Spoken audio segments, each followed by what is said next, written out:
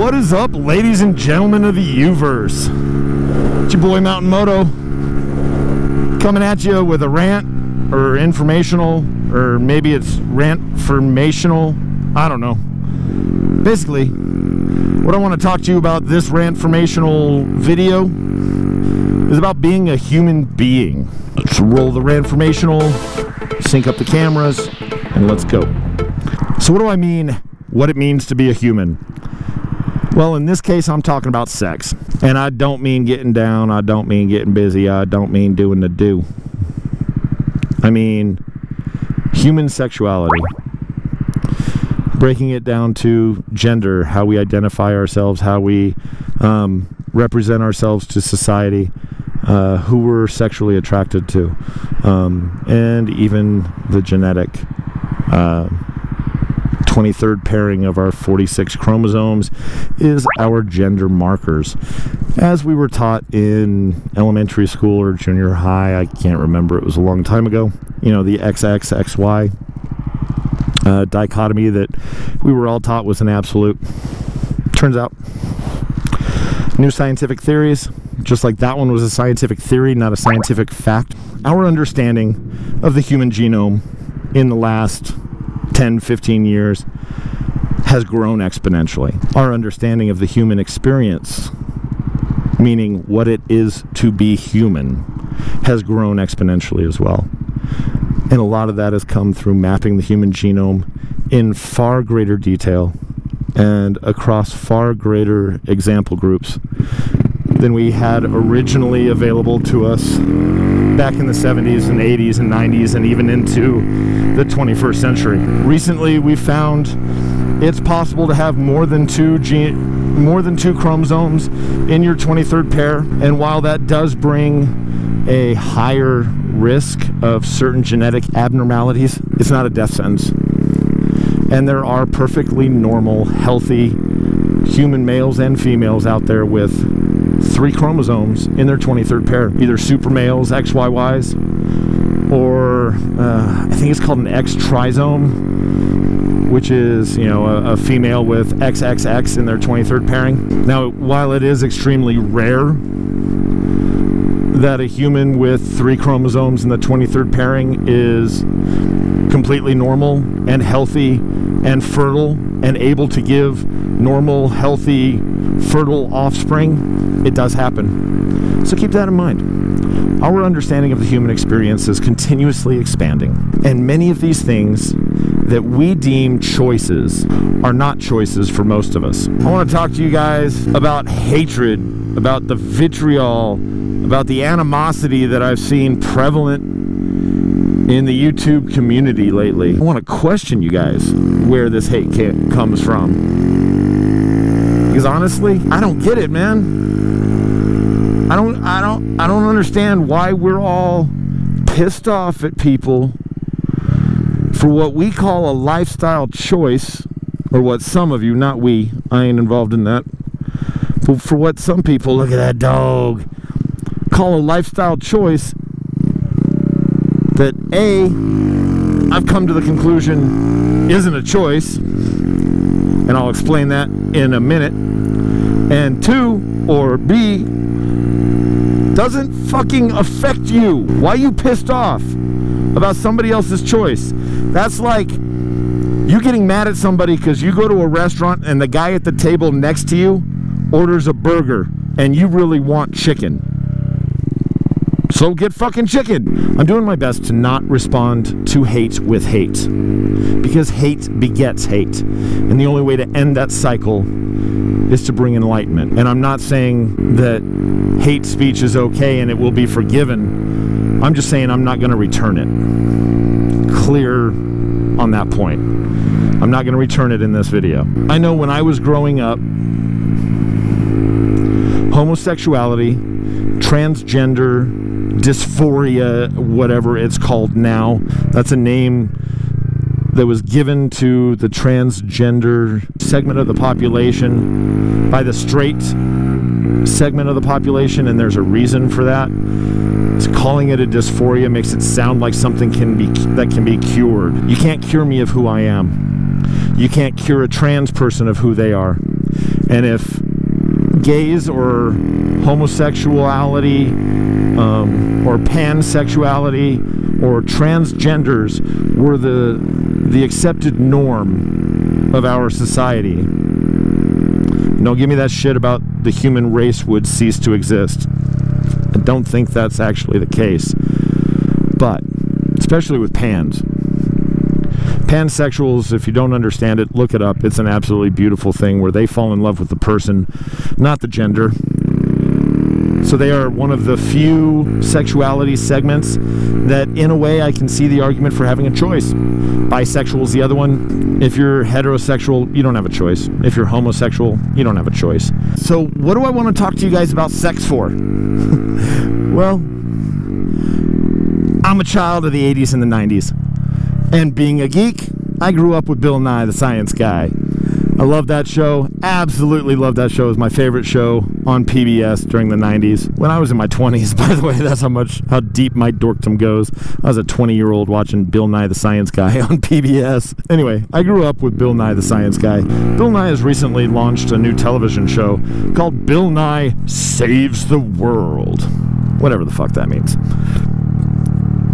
But he's coming back with the same kind of theory as Bill Nye, the science guy. He's got a real upbeat production value, and he's trying to bring up the new prevailing theories in various scientific disciplines. The one that he did a few weeks ago was on human sexuality. And he's caught a lot of flack for that. So back in the 90s, the prevailing scientific theory, because we had just begun to explore human chromosomes and the human genome, was that we only had two options. We were XX, female, or we were XY, male. Now, I've heard an awful lot of discussion and an awful lot of hate that I believe arises from these conclusions, from these old conclusions. And the reason why I say it's associated with that is because it's kind of been accepted that anybody who goes against those norms, well, they're making a choice to go against those norms. They must be, because it's an absolute. Science has said. There's a lack of understanding of what science says. Math says absolutes. Science, it's a theory, dude. Get over it. There are a few absolutes in science, but for the most part, you're always seeking to disprove your theory. And human gender has always been a theory. The exploration of the human genome proves that.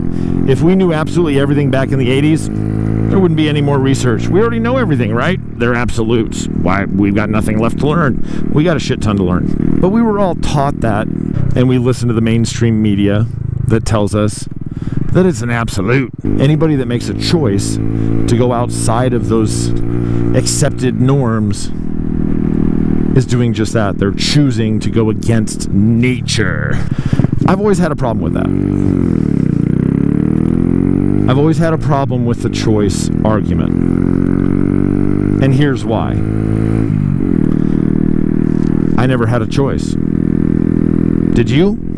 Because if you did, you're one of the lucky ones. And if you do, dude, you're lucky, or dudette, whatever.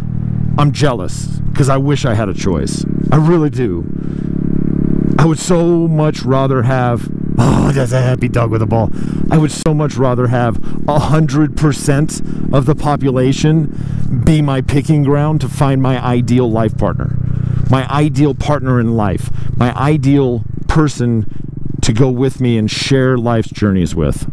If I could pick from 100% of the population, my odds doubled from what my odds currently are. So when I say I'm jealous of people that actually have a choice, understand I mean it.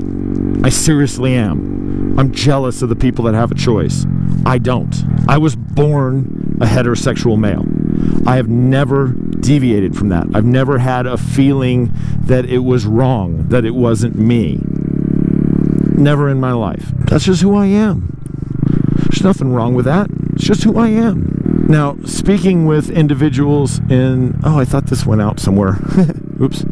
Speaking with individuals in the homosexual, because I do have friends that are homosexuals. I have friends that are trans. I have friends that are lesbian. I have friends that are pansexual. I have friends that are asexual. I have friends that are bisexual. So seeking an answer of the choice debacle, I actually came to the understanding that it's not a choice for them either. At no point in time was it a choice in who they are. It was never a choice in who they felt they were, who they were sexually attracted to, who they identified themselves as in a sexual gender way. That was never a choice to them. It was always a matter of absolutes. The choice for them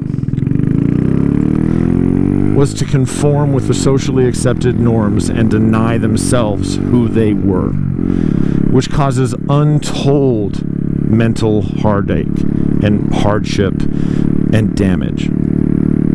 Denying of oneself, I can only imagine what it would do, what it puts people through. And it's unfair for us as a civilized society to ask any of our members to do so, in my opinion, just for the sake of the comfort of the other members. Nah, get over yourself. So that revelation was huge for me. It was absolutely monumental. When I was discussing it, and they told me they didn't have a choice either, I was like, oh, so that entire argument is invalid. I can throw that entire thing out. I don't have to worry about another segment of the population having a choice that I didn't have. Well, it turns out there is a few. Honestly, a significant percentage. I don't know exactly what the numbers are because I'm not a social scientist, and honestly, I think any numbers that come out right now would be extremely skewed. I just urge you, don't lie to yourself. It's okay. About yourself. By all means, don't lie to yourself about yourself. God, that's terrible. So during these conversations, another concept became apparent to me, and that is the separation of sexual attraction and sexual gender. Or sexual identity. This actually happened when I was talking to one of my trans friends. She's a phenomenal human being. She's a vet. She fought and paid for some of my freedom and some of your freedoms.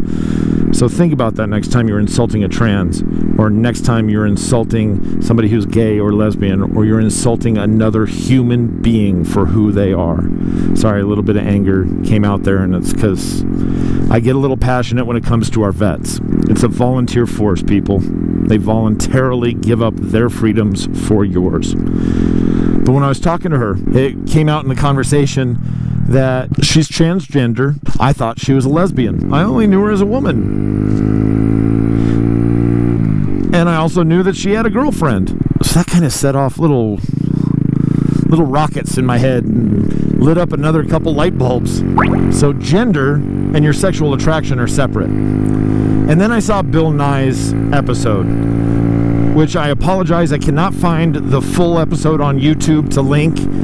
If you have Netflix, I highly recommend check out Bill Nye Saves the World and check out the episode on sex. It's pretty cool if you've got an open mind. There are a few things that I can see where people would scratch their head and go, Bill, what the hell does this have to do with anything? Like the rap at the end of it, honestly, Bill, I didn't like that. I thought it was crap. It wasn't well done. It wasn't well produced. And, you know, there's better ways to get that message out. The ice cream thing, if you don't already have an understanding of what he's talking about, I think the ice cream cartoon would have been better at the end, when people's minds are starting to be open to the possibilities. So if you want, probably the best way to do with the ice cream cartoon or with the Bill Nye things is to watch it all the way through and then go back and watch the ice cream and see if you agree with me. Because I did that and I was like, oh, now. But I kind of had a bit of an understanding of what he was talking about anyway. Well, what I will do is I'll link down below, because I found a two-part section two-part video on YouTube. I'm not associated with that channel in any way, shape, or form. It's just the best quality I could find, and I was rather pissed that I could only find it in 2 parts. But it's Bill Nye's abacus of sex. And he does a really good job of breaking down how the different aspects of human sexuality are not interrelated. They're exclusive of each other. Just because you're on one end of the spectrum on one doesn't mean necessarily that you will automatically be on the same end of the spectrum on another. I don't know where the hell I'm riding today. I'm just riding around, just burning time, trying to get this topic off of my chest in a way that I can share this information and hopefully enlighten a few of you. Because I only really hope to enlighten a few of you. That's my best case scenario. 5 to 10 of you guys and girls understand what I'm talking about and share this video or share this information, and get 5 or 10 of your friends to understand and appreciate this information, who then get another 5 to 10 of their friends to understand and appreciate this information. And that, ladies and gentlemen, is how a snowball becomes an avalanche. And that's how society changes. And this is our next change. I honestly think this is our next change. I don't believe it's actually race, because I think we're on the right track on that one. Humans are humans. I don't care what color your skin is. If you're a human, you're a human, dude. The next step is, I don't care what gender you are, or what your gender identity is, or what color shoes you wear, or whether you choose to have a burger next to me in a restaurant just because I want chicken. Doesn't matter. Human's human, and we should respect each other no matter what. But until the next time, if you've stuck around this long, you must have a somewhat open mind, and I'm happy to know you, and I'm happy you're one of my subscribers. If you want to leave me a hateful comment down below because you completely disagree with everything that I'm saying, go right ahead. If you want to leave me a thumbs down on this video, go right ahead. If you want to hit unsubscribe on this video, go right ahead.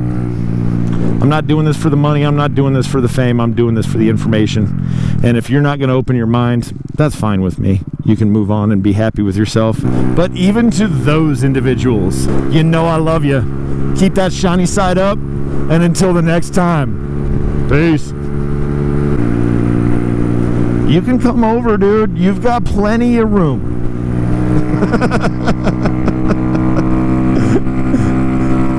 I mean, I appreciate that a cager acknowledged my existence even on my little baby Z. But man, that guy wanted like a quarter mile of room before he'd come over.